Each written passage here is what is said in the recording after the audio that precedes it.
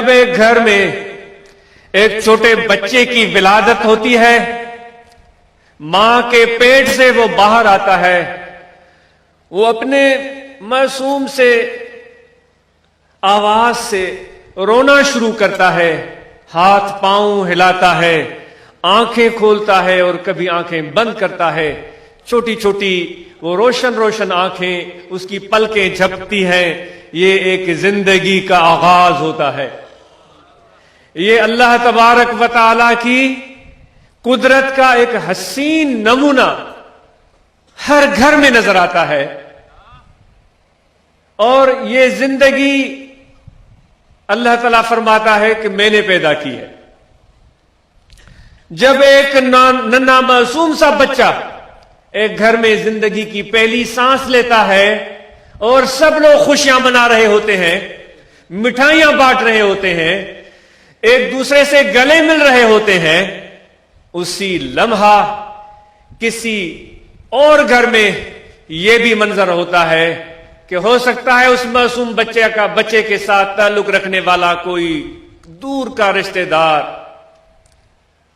اس کی زندگی کا اس دنیا میں وہ آخری لمحہ ہوتا ہے، وہ دنیا سے رخصت ہو رہا ہوتا ہے، اس کے جسم سے جان نکل رہی ہوتی ہے، پاؤں اس کے ٹھنڈے ہونا شروع ہو جاتے ہیں، اس کے ہاتھ ٹھنڈے ہونا شروع ہو جاتے ہیں، سانس زور زور سے چلنا شروع ہو جاتی ہے۔ اس کا دل کسی کا بھی نہیں چاہتا کہ اس دنیا سے رخصت ہو، کسی کا بھی دل نہیں چاہتا، لیکن وہ اپنی جان کو نہ چاہتے ہوئے بھی اپنے جسم سے نکلتے ہوئے دیکھ رہا ہوتا ہے۔ یہ موت ہے۔ یہ دونوں نظارے ایک ساتھ ہر شخص اس دنیا میں دیکھتا ہے۔ اے نوجوان، جب تم آئے تھے اس دنیا میں، تمہارے دائیں تمہارے بھائی ہوں گے، تمہارے والدین ہوں گے، تمہارے ماموں ہوں گے، تمہارے چچا ہوں گے، تمہارے نانا ہوں گے، تمہارے بائیں طرف تمہاری مائیں اور بہنیں ہوں گی، تمہاری خالائیں ہوں گی، تمہاری چچیاں ہوں گی اور رشتہ دار ہوں گے۔ تم بڑے ہوتے چلے گئے، اور جتنی ساری صورتیں جو بچپن میں تم دیکھتے آتے تھے وہ بھی آہستہ آہستہ گم ہونا شروع ہو گئی۔ چچا چلا گیا، ماموں چلا گیا، خالہ چلی گئی، نانا چلا گیا، نانی چلی گئی، دادا چلا گیا، دادی چلی گئی، لیکن ہم اپنی دنیاوی زندگی میں اپنی مستی میں غرق رہے۔ ہمیں یہ موت سمجھ میں نہیں آئے، ہم سمجھتے یہ موت نہیں ہے، کیونکہ ہمیں صرف اپنی جان سے پیار ہے۔ زندگی اگر سمجھتے ہیں ہم، وہ بھی اپنی، موت اگر سمجھتے ہیں وہ بھی اپنا۔ ہمیں اس وقت موت سے ڈر لگتا ہے جب موت کا پنجہ ہمارے گلے میں ہوتا ہے اور ہم بے بس ہو جاتے ہیں۔ وہ موت کا فرشتہ ہمیں دبوچ لیتا ہے اور پھر ہمیں سب اپنی کارنامے اپنے یاد آنا شروع ہو جاتے ہیں۔ پھر ہمیں یہ چیختے ہیں اور چلاتے ہیں کہ مہلت چاہیے، ہمیں ٹائم چاہیے، اب ہم اپنی نئی زندگی شروع کریں گے، ہم صدقہ بھی کریں گے، ہم خیرات بھی کریں گے، ہم نماز بھی پڑھیں گے، ہم اللہ کا ذکر بھی کریں گے، ہم عبادت بھی کریں گے، ہم پرہیزگار بھی بنیں گے، ہم تقویٰ بھی اختیار کریں گے، اچھے انسان بنیں گے، ظلم بھی نہیں کریں گے، زیادتی بھی نہیں کریں گے۔ لیکن اللہ تعالیٰ فرماتا ہے وہ نادان انسان، وہ بے وقوف، بے سمجھ، اس وقت تجھے موت نظر آیا جب تمہارے آس پاس اتنے لوگ مر رہے تھے اور ان کے جنازوں میں تو شامل ہو رہا تھا، ان کی تعزیتیں کر رہا تھا، دعائیں کر رہا تھا، بڑے مزے سے آلتی پالتی مار کے بیٹھ کر گپیں ہانک رہا تھا، اس وقت تجھے یاد نہیں آیا کہ ایک دن تجھے بھی مرنا ہے؟ ہم سب انسان بڑے خود غرض ہیں، اس لیے تو ہم موت سے ڈرتے ہیں، اس لیے تو ہم موت سے ڈرتے ہیں۔ لیکن وہ لوگ جو اپنے آپ سے بڑھ کر اپنے محبوب حقیقی سے پیار کرتے ہیں، جو اپنے محبوب حقیقی سے پیار کرتے ہیں، جو اللہ سے پیار کرتے ہیں، جو اللہ کی محبت میں جیتے ہیں، جو اللہ کی محبت میں مرتے ہیں، وہ موت سے نہیں ڈرتے۔ وہ ان کا یہ نعرہ ہوتا ہے آج تو آیا ہے میری جان لینے، اے ملک الموت، یہ جان لینے آیا ہے؟ یہ جان تو میں کب کا اپنے محبوب کے حوالے کر چکا، یہ جان میں تو کب پہلے اپنے محبوب کے حوالے کر چکا، اس پر تو میرا کوئی تصرف ہی نہیں ہے، میں کاروبار کر چکا ہوں، میں خدا کے ساتھ کاروبار کر چکا ہوں۔ اللہ تعالیٰ فرماتا ہے اے مومنو، کرو گے میرے ساتھ تجارت؟ تیار ہو؟ کرو گے؟ اللہ فرماتا ہے کرو گے میرے ساتھ تجارت؟ دنیا داروں سے تجارت کرنے والے، لین دین کرنے والے، پیسے کے پیچھے بھاگنے والے ہم انسان، خواہشات کو پورے کرنے کا ذریعہ ہم دنیا کو سمجھتے ہیں، دنیا کی کثرت پر ہم اتراتے ہیں۔ اللہ تعالیٰ فرماتا ہے انسان، بڑے خریدار تم نے دیکھے ہوں گے، کسی سے 100 روپے کا، کسی سے 1000 کا، کسی سے 1,00,000 روپے کا تو نے کاروبار کیا ہوگا، آج میں بھی تیرے ساتھ کاروبار کرنا چاہتا ہوں۔ کیا عظیم شان ہے میرے رب کی، کس چیز کی ضرورت ہے اس کو؟ کیا ہے ہمارے پاس؟ جھانکے تو صحیح، کیا ہے ہمارے پاس اور کیا ہے ہماری حیثیت؟ دو موت سے بوت بنایا، نام رکھایا پوت، پیشاب کے 2 قطروں سے تیری اور میری جان بنی ہے۔ وہ پیشاب کے قطرے گناہگار کو بھی پتہ ہے، نیکوکار کو بھی پتہ ہے، کپڑے پر لگ جائیں تو کپڑا ناپاک، جسم پر لگ جائیں جسم ناپاک۔ بہت سارے بھائیوں کو بولتے ہیں بھائی آؤ نماز پڑھو، بولتے ہیں ہمارے لباس پاک نہیں ہے۔ وہ پیشاب کے قطرے جسم پر لگے، جسم ناپاک، کپڑے پر لگے، کپڑا ناپاک، اس پیشاب کے قطروں کو ملانے کے بعد ماں کے رحم میں اللہ تعالیٰ نے ایک صورت تخلیق کر دی، اور کیا اس کی عظمت ہے؟ اس جیسا ہے کوئی؟ اس جیسا حسین ہے ہمارے محبوب رب العالمین؟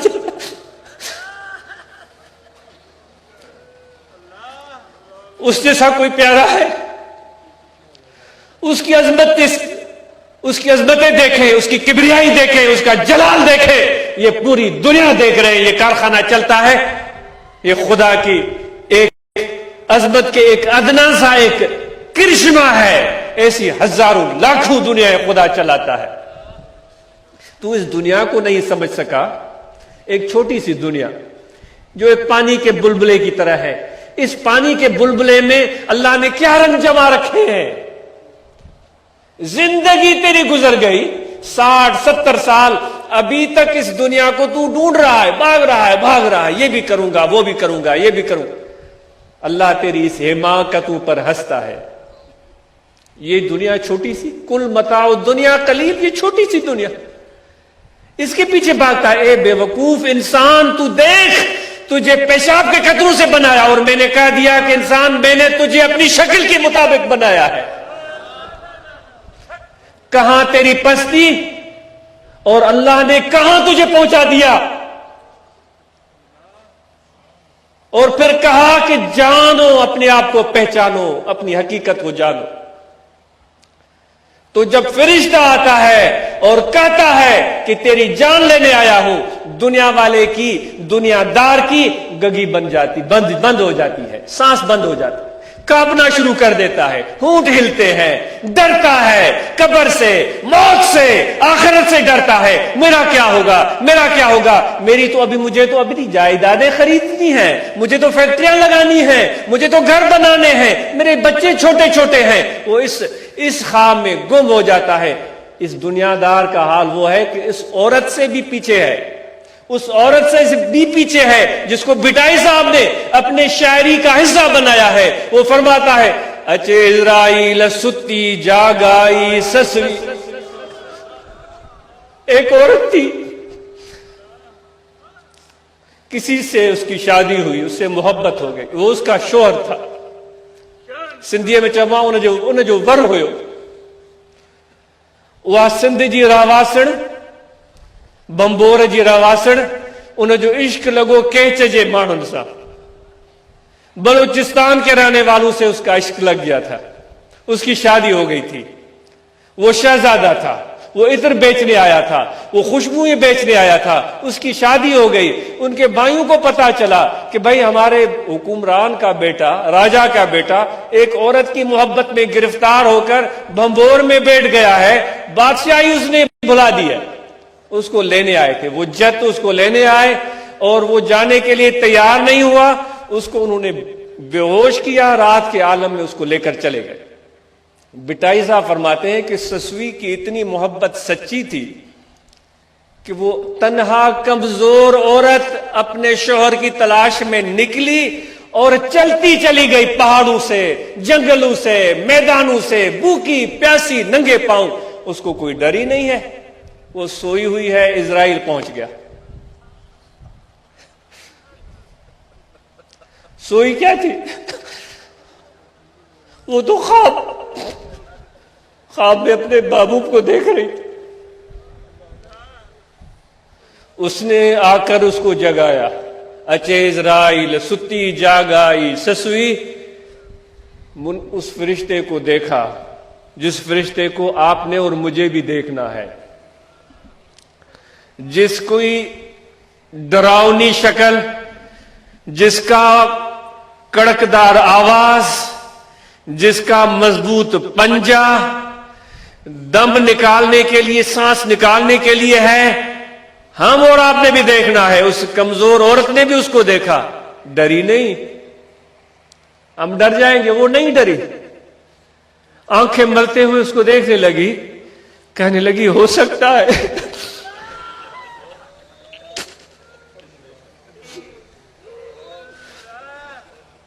ہو سکتا ہے کہ یہ میرے شوہر کا قاصد ہو، میرے محبوب کا پیغام رسان ہو، مجھے اپنے محبوب کی خبر دے گا۔ تھی دوڑائے دلیل تپنو امانو موکلو۔ یہ ایک مرد کی، ایک انسان کی عاشقہ کا یہ حال تھا۔ موت کا وقت آ گیا ہے، ملک الموت سر پر کھڑا ہے، وہ نہیں ڈر رہی، وہ نہیں ڈر رہی، وہ کہہ رہی ہے کیا تجھے پنو نے بھیجا ہے؟ میرا پنو کس حال میں تھا؟ وہ ٹھیک تو تھا، اس کو کوئی تکلیف تو نہیں پہنچی۔ یہ ایک عورت کی محبت ہے، بس تم ہی بتاؤ عشق مولا کہ کمز لیلا بوت۔ اے خدا کے عاشقو، تم اللہ سے عشق کرتے ہو، تم اللہ سے پیار کرتے ہو، اگر تمہارا عشق اللہ سے سچا ہے تو پھر اس عورت کو دیکھو جو مرنے کے وقت موت سے نہیں ڈر رہی ہے، اپنے محبوب کو یاد کرتی ہے۔ وہ کہہ رہی ہے، فرشتہ بولتا ہے میں تیری جان نکالنے آیا ہوں۔ اس نے کہا کون سی جان؟ کون سی جان؟ وہ جان تو میرا پنو لے گیا۔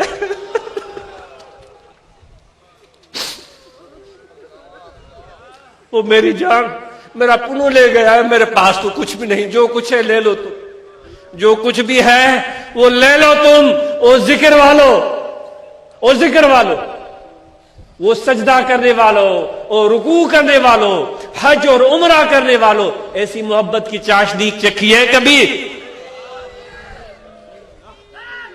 ایسی محبت کی چاشنی چکھی ہے؟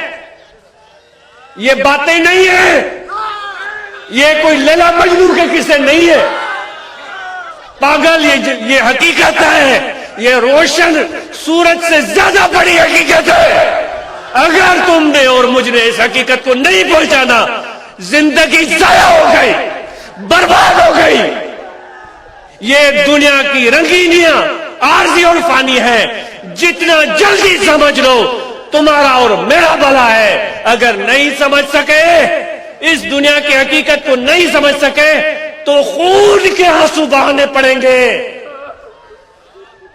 لیکن وہ خون کے آنسو کسی کام کے نہیں ہوں گے۔